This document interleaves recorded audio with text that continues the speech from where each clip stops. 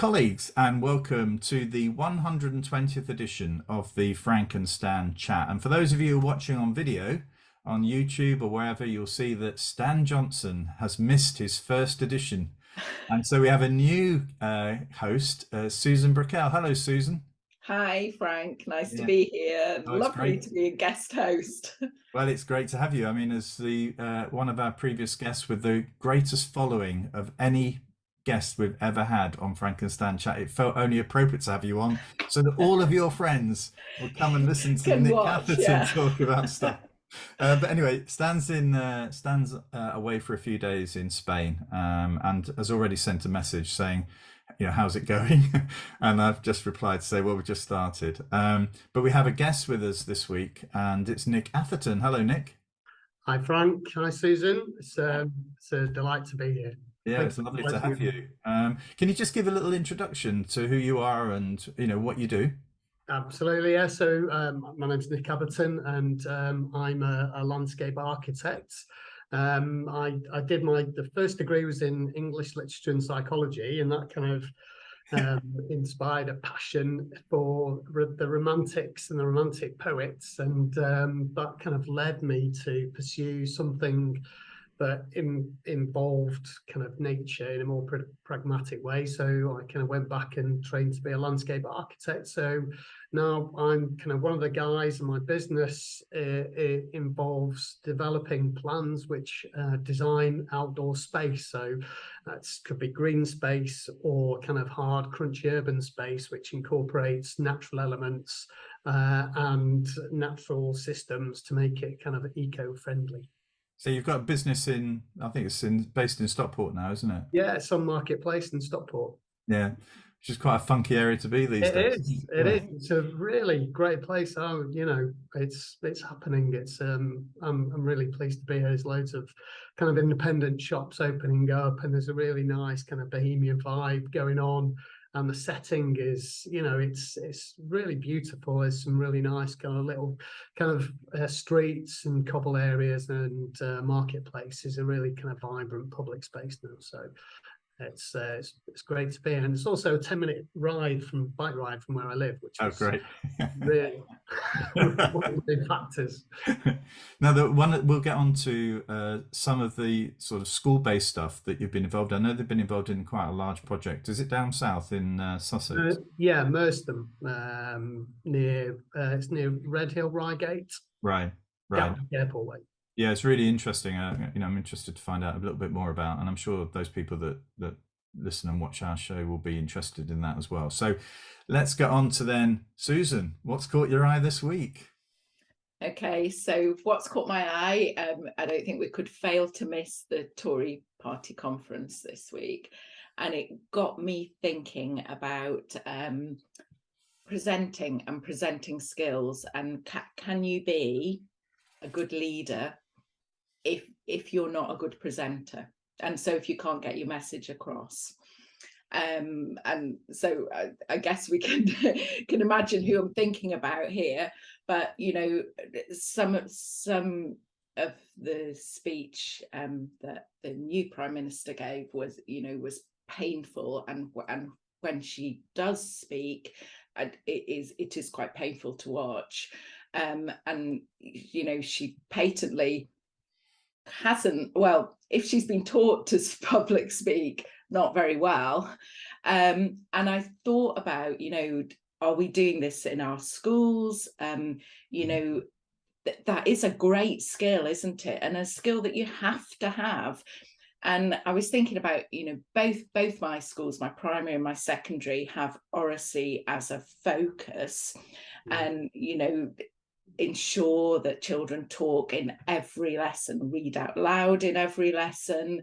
One of my schools has just had Ofsted, and obviously it's confidential at the moment, but it was commented on the fact that children were given an opportunity to read in every single lesson, to read out loud in every single lesson that they saw. And what do we think? Can you be a credible leader if you can't present and can't get your message across? What do you think, Nick? I think sort of in the modern world, much less so than sort of in the past, really. I think there were good leaders. I think you know, Clement Attlee was one of the great Labour leaders, and he wasn't a great orator, but you know, he did some great things domestically.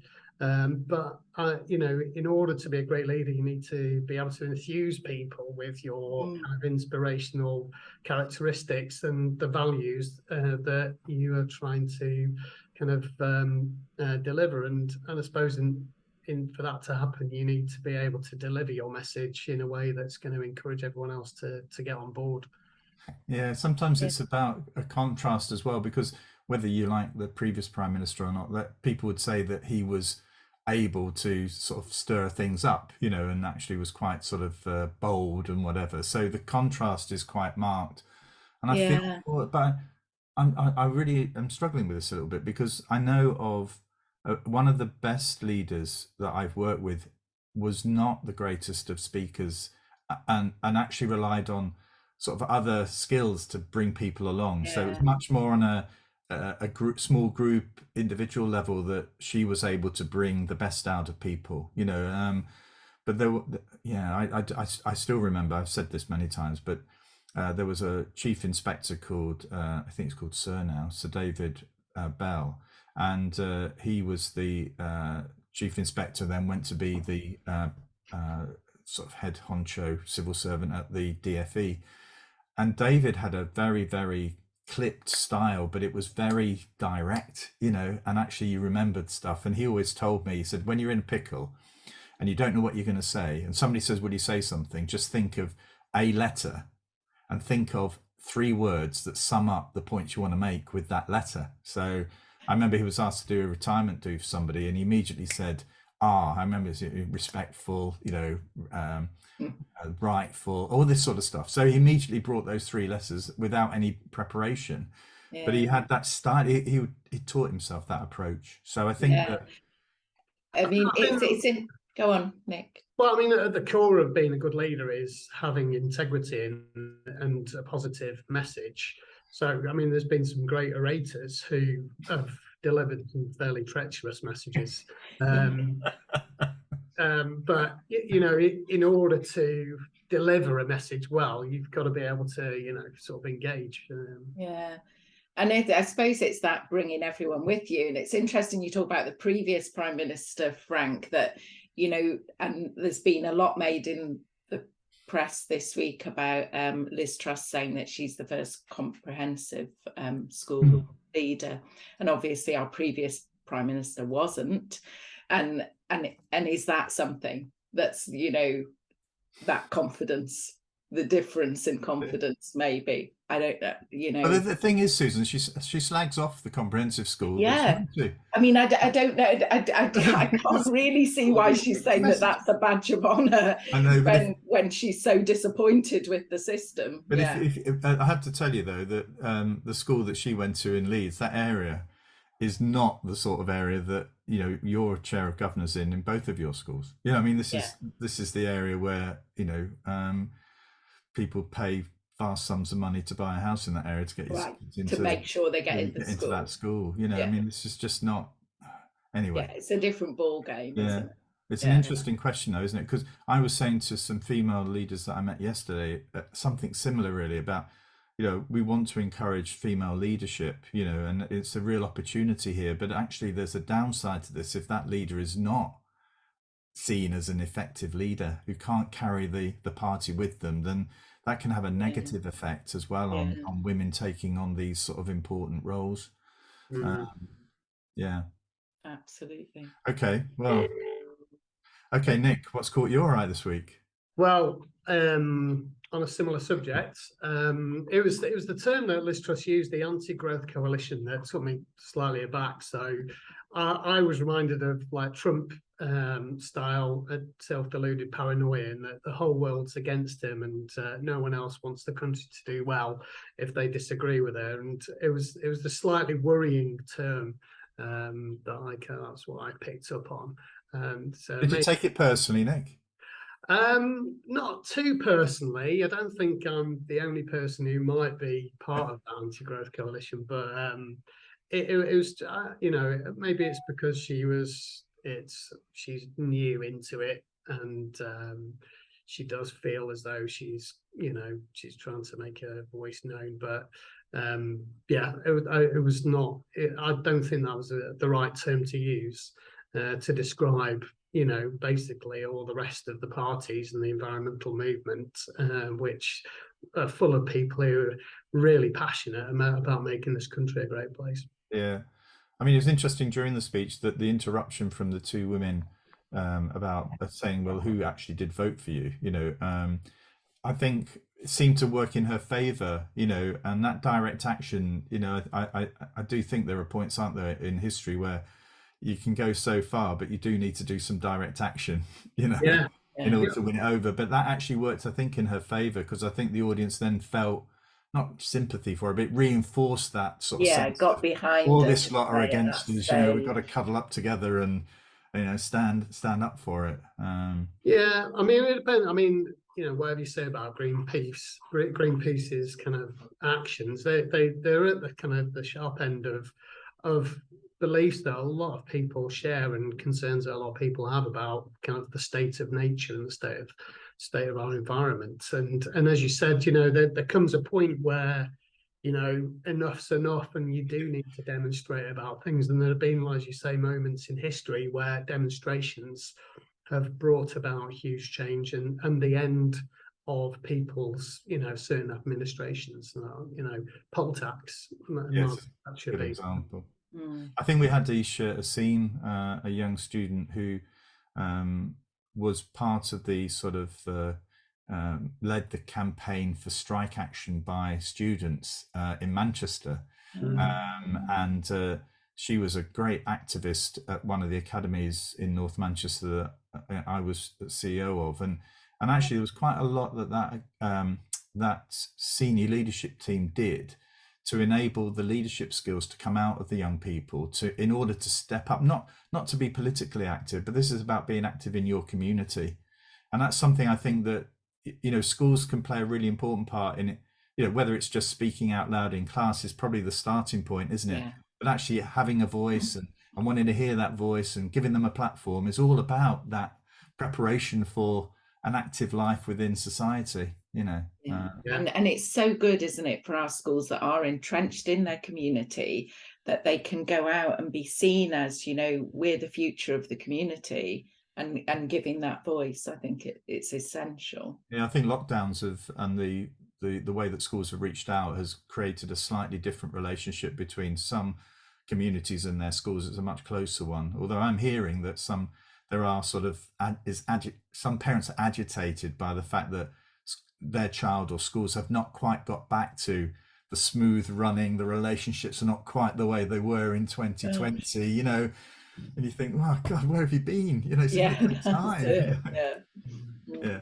Okay, well, what's caught my eye was I was in Blackpool yesterday and went to something called the Chef's Academy, which is an industrial sort of setup, an industrial kitchen set up by the council to support young people who require sort of different approaches to who have different sort of interests and have different approaches to learning. And so they take 28 students from across the 8 secondary schools in Blackpool, and they actually are trained to be top class chefs. And I was really struck by we had a meeting yesterday. I mean, it's terrible, isn't it, that we even have food banks? But you can imagine in Blackpool there are quite a few. But we were meeting with the food bank group, the leader of the sort of collective that there is, and looking at how we could use the Chef's Academy to provide food that's donated, but put it into meals so that they could actually be shipped out to the food banks, and use the students as the vehicle for that. And they started to do that in a very small way, but the interest and excitement of the young people, attendance is 100%. Wow. There's only, of the 28, they've had one refusal, one kid who just couldn't hack it, and obviously there are risks about in an industrial kitchen about a young person who's not going to follow the rules, so but actually it's a very, very successful program, and the food banks are saying, well, as one of the colleagues was saying yesterday, you get a call from a wholesaler to say, I've got 4 pallets of tomatoes. They've got 1 day before they go off. We've got some pasta, and I've got another supplier that can give you some tomato sauce. Is there anything you can do? Well, the food banks, all they can do is ship it out to their food banks. What they're looking for now is this sort of facility that can turn that into food that can then actually be prepared and sold, and given out to food banks. It's just, you think, oh God, we need to increase the opportunities for these young people, because the young people that are seen to be disaffected, unhappy, some of those young people, just put them in the right environment and give them the right tasks, they're off. They're socially minded as much as your kid that's going to get the 9 A stars. Yeah.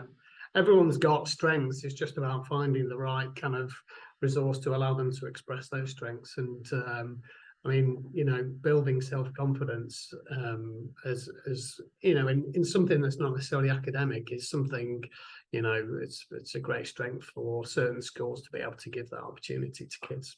Yeah. And then those skills they've built for employers, moving on, which we know that's what employers want. They want the fact that they've turned up, they've attended. Sorry, the sun's coming in my window. Right. How nice. Yeah, they want these skills, don't they? Employability, the fact they've attended when maybe they would have been school refusers or with very low attendance in the normal curriculum. I just think that sounds amazing. Well, it was interesting. Go on, Nick. Well, it reminds me a little bit of the clink at Style Mill. Yes. So where that's a resource for offenders to start to reintegrate and build skills to allow them to reintegrate into society and give them the opportunities. It's interesting though that I'm just trying to think back when a number of the schools in North Manchester had European immigration. And so, but the parents were being housed in large, very tall blocks of flats near to the various schools that we were responsible for. And one of the head teachers set up an allotment. And a lot of these families came down because they were from a farming background. And it made me, and they were really keen to have this space to grow stuff. And it was a great connection with the students as well. So they started to design vegetable patches right in the center of the courtyards, so where the football pitches were, where the basketball was taking place. But it also made me think about reaching out to, we still require people who were willing to work on the farm, but actually if you look at the education that's provided perhaps at your school, Susan, but at most secondary schools, this is something that never appears. You thought that no one says, oh actually I want to be a smallholder. No one thinks about that as a career going forward. So I want to be my schools have a little garden, Frank. It's very narrow. Schools have a little garden. Do they? But it's very narrow, and actually, it's not. It's all about sort of professional, those what are deemed to be professional jobs. And it made me think, Nick, about you. Yeah. Well, I mean, thank you. That's a good link, wasn't it? But I mean, there's a joy in seeing things grow and seeing how you can take a seed and the energy from a seed that creates these plants, and then you can actually harvest the plants and take them to a kitchen and put them in a pan, and then suddenly you've got this amazing meal, and if you're a child, or a kid at school, having the opportunity, maybe you've got like social anxiety, low in confidence, and you're not great at, certain subjects, traditional subjects, suddenly you can express yourself in a different kind of way. And I think it's a great thing. So,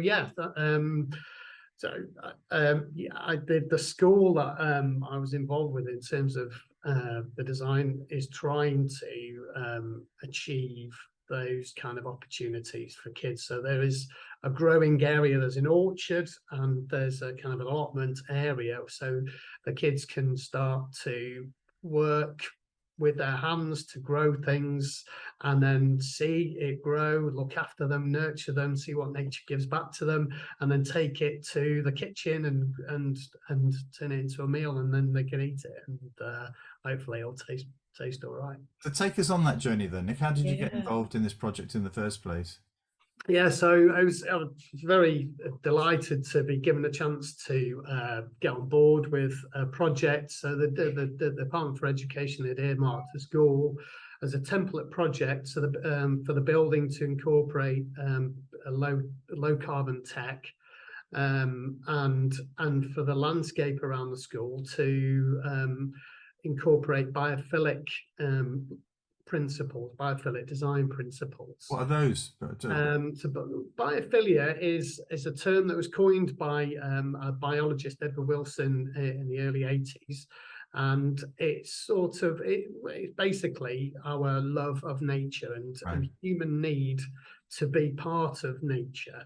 And so it kind of explores our evolution over thousands and thousands of years, where we've been part of a kind of natural system as hunter-gatherers and as kind of primitive farmers. And now, recently, over the last 60, 70 years, we've become increasingly disengaged from the natural systems. We live in more kind of urbanized environments. And so in terms of design, it's really an attempt to incorporate these kind of patterns of nature and styles and colors and fragrances of nature within the kind of setting of new developments to create this kind of naturalistic setting which will appeal to people visually and in terms of creating a balance of human need and natural need, so increasing biodiversity. Wow. I mean, how much influence does the school have over this? Obviously, there's this dialogue, isn't there, between you and them. You've actually got the expertise. I don't know if the senior leadership team is just looking at you to do it, or whether they've got a very high level of expertise in this area. The school, the governors were definitely involved in as part of the design team. And so there was a number of stakeholders that we were engaging with, all of whom had their opinions and say worry. So getting that over the line is something that we had to bear in mind as well. But I mean, the school, you know, what we tried to do around the school in terms of landscape was, so the boundaries have got, you know, we're trying to create natural environments. Okay. So you don't have the metal stakes, the green metal stakes, or do you have those as well? No, the school boundaries had to be fenced off for health and safety. But what the fencing is quite visually permeable, and then we've got kind of boundary hedging. So we've planted hundreds of meters of new hedging around the school. A lot of the kind of standard amenity grass is being left to grow or be reseeded with wildflower planting. And then we've got kind of we design these kind of 3 meter wide, 30 to 40 meter long bands at the front of the school, which kind of reach out and sort of almost embrace the kids as they come into the school. Oh, wow. A distinct kind of threshold from the urban environment into this kind of natural environment as they approach the kind of entrance plaza to the school, and that kind of brings them past a garden which is adjacent to the plaza, which is the kind of reflection garden, and it's a memorial garden for the headmaster who unfortunately passed away very prematurely. But then as you go around the school, there's trees that we've planted, around 100 trees, individual trees, which are planted quite immediately adjacent to the school. So they kind of firstly give a constant backdrop of greenery from classrooms. So when kids are kind of trying to concentrate one half of the brain, the idea is that the one half of the brain has got this gentle stimulation from sort of greenery, and it allows better ability to focus with the other part of the brain on particular kind of activities, short-term activities, and also means that the school is kind of shaded in summer and the leaves drop in winter, and so you get this kind of solar gain in winter, which is part of kind of passive house technology. But the whole air conditioning of the school is using air source heat pumps, and then ventilation of the school is reduced. So there's the warm air is recirculating instead of kind of leaking out all the time. There's 600 square meters of solar panels on the roof top. Wow. All the surfaces are permeable, so even the tarmac. So the old school was actually demolished, and the demolition material was used as a kind of to incorporate into the drainage underneath the car park areas, and then some of the water goes through paving into an attenuation tank that then stores water, and it's reused for toilet flushing and landscape irrigation. So there's a lot going on. Oh, it's amazing. But I mean, in some ways the school doesn't need to go, I mean, that's the gold star sort of standard, isn't it? I mean, it's from a plain sort of bit of space, but actually for schools that want to begin this journey, some of those are very achievable, aren't they? Yeah, definitely. Not every school is going to be able to sort of access that kind of funding or just to be rebuilt, but there are certain elements. The produce growing, creating allotment gardens to help encourage kids to understand how things grow, and just the joy of gardening. Getting your hands on nature is a great thing for kind of just mental well-being as well as practical knowledge. Yeah. Having a kind of woodland area, an outdoor classroom, is great. I mean, kids love outdoor classrooms. I used to love it when I was a kid. Yeah, we've just done that, Nick, at St Thomas's, where I'm chair of governors. That's near your. I know, yeah, it's just up the road. Yeah, primary, and we are very enclosed, very, very urban school. And what we're trying to do is, because we've always done it in early years, have the transition between being inside and outside, and the outside classroom and outside learning, but we're now trying to do that for the rest of the school. So we're having like an outdoor sort of reading classroom area, a bit of a stage that we can have outdoors. I mean, we're very limited for space because we're surrounded by office blocks, but we're trying everything we can to give a more natural environment in our urban setting, I would say. But I mean, it's very difficult in a place where you're really sort of cordoned in by the buildings. But there are things you can do. You just got to be kind of ambitious and our head really has been, and he's been so creative thinking about it. Because to be fair, lots of the children, they're living in these blocks of flats right next to them, and we are their outdoor space. Yeah, well, this is it. This is one of the great things about the school I was working on, is it's a very equitable environment. So it allows children who don't normally get access to these kind of environments to experience it when they go to school. And it means that that everyone's got the chance to kind of enjoy what the values that the school are trying to ingrain into them. So Nick, what's the company called? Bit of a plug for your company here. My company is called Natural Dimensions. Thanks, Frank. So Nick, you said it's a pilot, a template school. So is it going to be recreated? Do you?